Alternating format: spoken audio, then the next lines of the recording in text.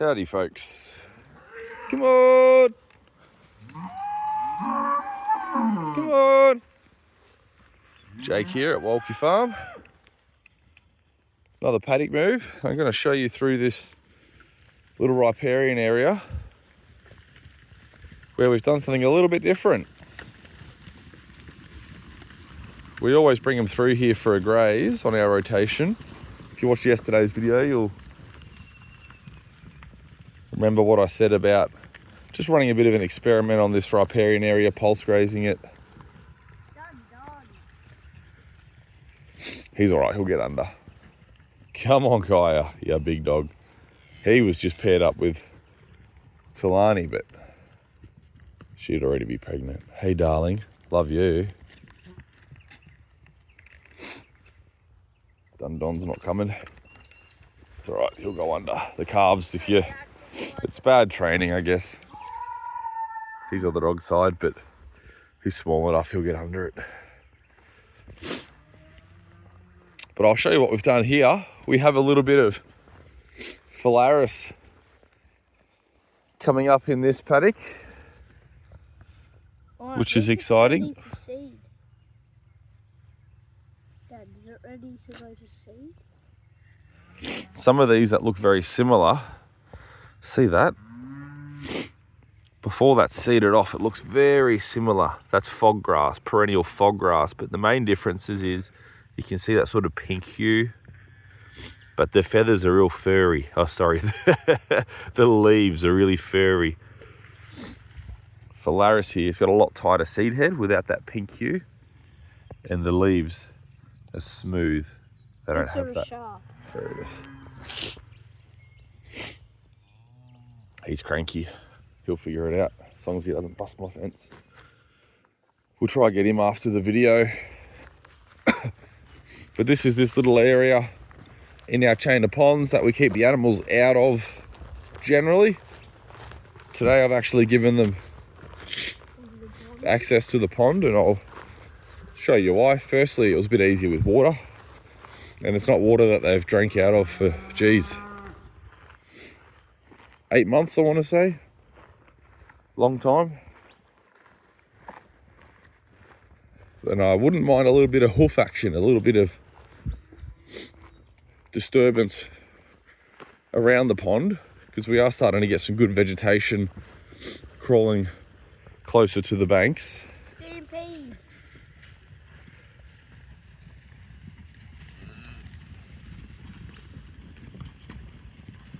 Howdy everyone. Is this an exciting paddock? You're all frisky? Yeah, I know. Oh, just quickly everyone, if you've been following along, the little calf Molly that we've been trying to put back on that heifer. Last night, Molly was doing super well, got a feed. Very sprightly, tail wagging, glassy-eyed, clear-eyed rather. And I went down this morning to put her on for a feed, and I thought I was probably gonna turn her and her mum out onto pasture this weekend, which is tomorrow or the next day. And when I got down there this morning, about 6:30, the calf was stone cold dead. Disappointing. The calf always had its work cut out for it, because I believe it missed that first day or so of colostrum, which just makes it hard for them. And the mum was starting to stand for it, but I have this feeling that the calf was kicked or sat on, because it just looked too good last night. Like, I've had calves that get scours and issues, bottle calves, and they disappear, but you know, normally there's a bit of warning. She had good little normal poos, and the mum was still being aggressive with her. That's a great scene, isn't it? Anyway, we're letting them in, and they've already done what I want them to. You see this? Because we don't let the animals around our ponds all the time, we end up with quite nice vegetation all the way to the bank, which brings in a lot of habitat for beneficial insects, frogs, dragonflies, all sorts of cool stuff. But this would normally be underwater. Our water level's sort of up around this tree. But a lot of this is really hard and compacted because of previous constant exposure that livestock had. They bog it all down and, you know, push all the air out of it, turn it into concrete essentially. But you can already see these cows, that's just a little calf's print. They've run through and they've busted it all up. And that's going to create a lot of opportunity for seeds to germinate and for us to get this grassed up bank really happening, which I want. Nice big forage all the way up to the water's edge. It's beneficial for so many reasons. You know, a lot of the evaporation. What's up? It's already churned up, isn't it? A lot of evaporation that you get from your water here is wind. You know, obviously sun draws a lot up, but if you've got a little bit of a breeze or a lot of a breeze, especially on a warm day, that takes away far more moisture than just straight evaporation does. And if you could let reeds and bushes and grasses grow nice and tall right next to your water, it's going to push a lot of that wind off your water. And then we've got all the habitat, and also it just acts as a beautiful filtration system. When one dam, like I said, there's 4 in this little section, but there's actually 6 ponds up in this whole chain. One of them's in the, so we got ours, the neighbours, and then ours. If we can have heaps of really nice vegetation in here, it just keeps filtering and cleaning the water as it comes down and stops erosion. There's a couple big erosion gullies up here because the water just moves too quick. So letting a heap of vegetation, especially some nice deep-rooted perennials grow, will slow that down. We've got some more phalaris up here, so the phalaris is creeping up through the neighbour's boundary because they've got a nice stand of it just there. Oh, I just noticed here, where was it, Toto? I just saw a plant here.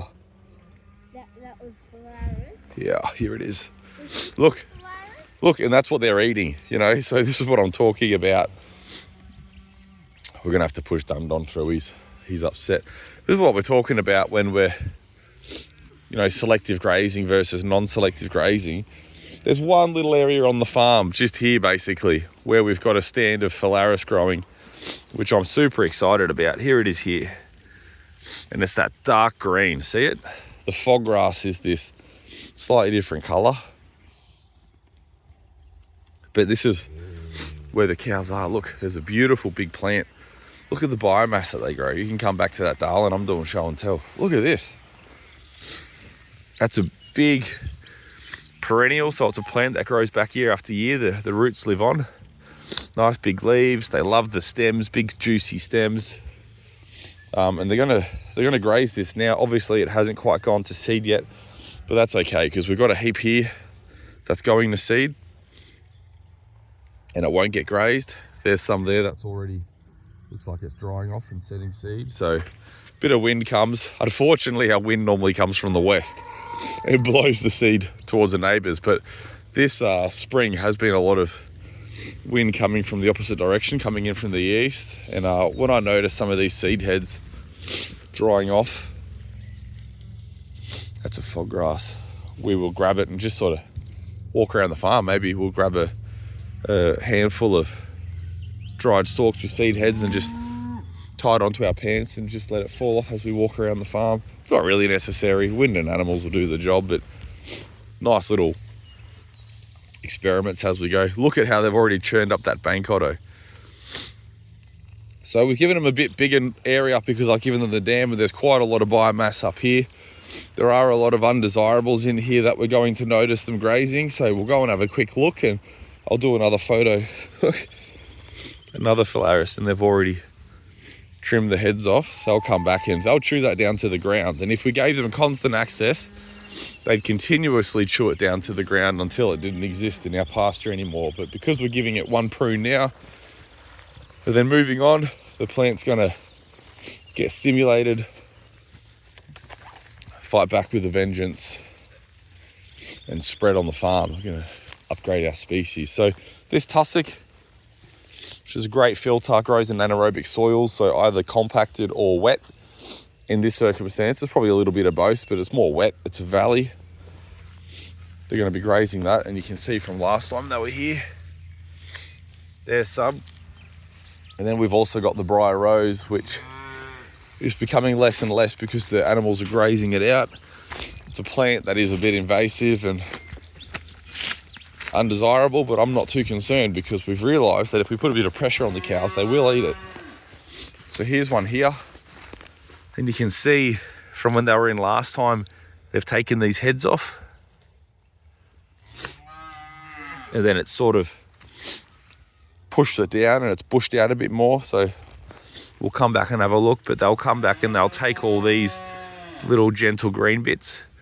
On the end here, the prickles are quite soft, but when you get down another inch, they're quite woody and hard, so the cows will sort of graze it to that hard point. And there even seems to be some sort of fruit tree in this paddock. Must be some sort of wild plum or something.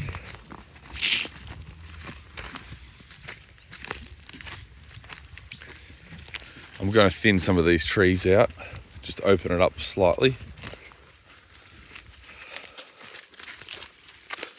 Be interesting to see what they do with this if they take these leaves. Some sort of naturalised fruit tree. I need to get my app and have a look, but that looks like some sort of stone fruit. I didn't notice it previously, so I haven't watched it fruit up, but just from, I don't know exactly what it is, but we'll be able to figure that out. Alright guys, thanks for watching, and I'll give you an update on how they crash graze this little paddock once we're done.